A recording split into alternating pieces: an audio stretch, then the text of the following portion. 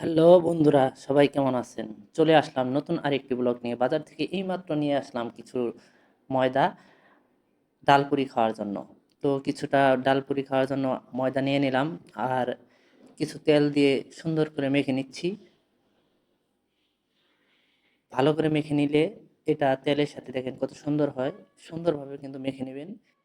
তেল দিয়ে মাখবেন, পানি দিবেন না। পানি দিলে কিন্তু ভালো হবে না। অবশ্যই তেল দিয়ে করবেন, মুছবেন। দেখেন কত সুন্দর হয়েছে। আমি পুরোটা সুন্দর করে মেখে নিলাম। এখন আমি চলে যাব কিছুক্ষণের জন্য ঢাকনা দিয়ে ঢেকে রাখার জন্য।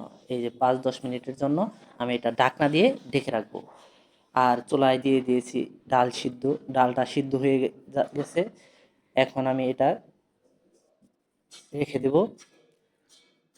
ঢাকনা দিয়ে ঢেকে রেখে দিলাম। এই যে দেখেন কত সুন্দরভাবে হয়ে যাচ্ছে। আর কিছু কেচে নিয়েছি কাঁচামরিচ, পেঁয়াজ আর রসুন কুচি। আপনারা যদি ইচ্ছে করেন এই ডালটা যে ভুনা করবেন, এটা কিন্তু গরম ভাতের সাথেও খেতে পারেন।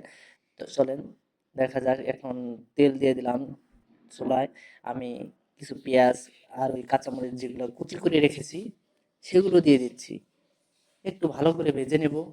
ভাজা শেষ হলে এই যে দেখেন আমি ওই ডালটা নামিয়ে রাখছিলাম, সেই ডালটা আমি এই ভাজা তেলের মধ্যে এই যে এই পেঁয়াজ কুচি এগুলো ভাজা হয়ে গেলে, একটু ব্রাউন কালার হয়ে গেলে আমি এটার মধ্যে ওই ডালটা দিয়ে দেবো।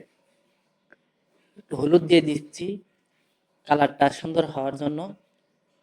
আর একটু রাঁধুনির মশলা দিয়ে দিলাম। এই যে ডালটা দিয়ে দিছি, সিদ্ধ হয়ে যাবে। একটু বেশি শক্ত রাখা যাবে না, বেশি নরমও করা যাবে না। একটু ভালো করে নাড়াচাড়া করে নেবেন যাতে নিচে না ধরে যায়। আর জালটা একটু, চুলার ইটা একটু মিডিয়াম আঁচে দিবেন। দেখবেন দেখেন কত সুন্দর হয়ে গেছে। এটা যদি আপনারা ইচ্ছে করেন গরম ভাতের সাথেও খেতে পারবেন, খুব টেস্ট লাগবে। আমি অবশ্যই একটু ট্রাই করব। চলেন এখন যাওয়া যাক। ওই যে ডেকে রেখেছিলাম সেটা দেখেন কত সুন্দর হয়ে ফুলে গেছে। একদম তেল দিয়ে করা তো, যার কারণে। আর ঘরে লুচি বলেন আর ডাল পুরি বলেন, খুবই সুন্দরভাবে এটা ঘরোয়াভাবে তৈরি করা যায়। খেতে কিন্তু খুব একটা সুস্বাদু হয়। আমি এর আগে একবার খেয়েছিলাম, সেজন্যই আপনাদের সাথে শেয়ার করলাম। আজকে আবার নতুন করে এটা করতেছি। আমি প্রথমে যে কয়টা বানাবো সেই কয়টার গুল গুল করে নিচ্ছি, এটার মধ্যে রেখে এই যে একটু ডলে নিচ্ছি। এটার মধ্যে রুটি বানানো যায়। এই যে একটু চাপ দিয়ে নিলাম। একটু সুন্দর করে চাপ দিয়ে করে নেবেন। আর যে পরিমাণ ওই ডালটা দিবেন সেটা এই যে একটু করে নেবেন, নিয়ে এখানে দিবেন, দিয়ে মাঝখানে রাখবেন। মাঝখানে রাখার পর চারপাশ থেকে যেভাবে আস্তে আস্তে করে চাপ দিয়ে নেবেন। হাতের চাপ দিয়ে পরে পুরোটা করে নেবেন। আমি একটা করে দেখালাম, বাকিটি আমি অফ ক্যামেরায় করে নেব। দেখেন সবগুলো আমি কিন্তু ওইভাবে করে নিয়েছি, হাতের চাপ দিয়ে বানাইছি। আপনারা যদি বেলানি বলেন আর ওই যে যেটাতে চাপ দিয়ে বানায় সেটা বলেন, আপনারা সেটা করতে পারেন। চলেন এবার চুলার পারে চলে যাই। এই যে চুলায় কড়াই দিয়ে দিয়েছি, গ্যাসের চুলা। কড়াইয়ের মধ্যে তেল দিয়ে দিব। ডোবা তেলে যেহেতু ভাজবো, তেলটা একটু পরিমাণ বেশি দিতে হবে। এখন তেলটা ভালো করে একটু গরম করে নেবেন।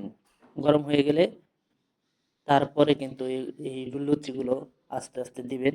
ডাল পুরি খেতে কিন্তু খুব মজা। আমি এই যে ডাল পুরিটা দিয়ে দিলাম। একটু নাড়াচাড়া করে নেবেন।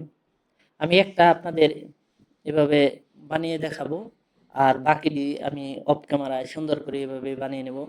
তো বন্ধুরা, যে যেখান থেকে আমার এই ভিডিওটি দেখছেন অবশ্যই লাইক কমেন্টস করে শেয়ার করবেন। আমি খুব ছোট ছোট ভিডিও দেই, যদি ভালো লাগে অবশ্যই কমেন্টস করে জানাবেন যে ভিডিওগুলো কেমন হয়।